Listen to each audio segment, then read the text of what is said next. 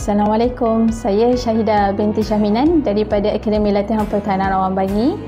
Saya mengambil skim Office Admin Level 3 secara PPT Kaedah Amali di INSEP, Bandar Bukit Mahkota Bangi. Pengalaman bekerja dalam bidang ini selama 13 tahun. Tujuan saya mengambil SKM ini untuk lebih kompeten dalam pekerjaan saya. Harapan saya semoga sahabat-sahabat dalam bidang yang sama boleh mengiktiraf dalam bidang masing-masing melalui SKM. Assalamualaikum warahmatullahi wabarakatuh. Saya Muhammad Farid bin Muhammad Syahar, bertugas di Akademi Latihan Pertahanan Awam Malaysia Bangi. Saya mengambil bidang Office Admin secara PPT melalui kaedah amali. Tujuan saya mengambil sijil ini kerana ingin menambah ilmu pengetahuan dalam bidang Office Admin. Hari ini saya telah lulus bagi ujian amali.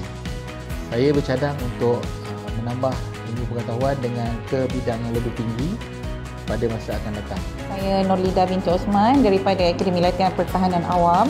Saya mengambil SKM level 3 bagi Office Administration, kaedah PPT secara amali.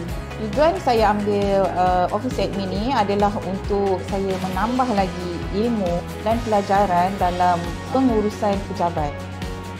Alhamdulillah hari ini saya telah lulus exam SKM 3 Office Administration. Saya berasa sangat gembira dan insya-Allah saya akan ke level yang seterusnya iaitu diploma Office Admin, insya-Allah.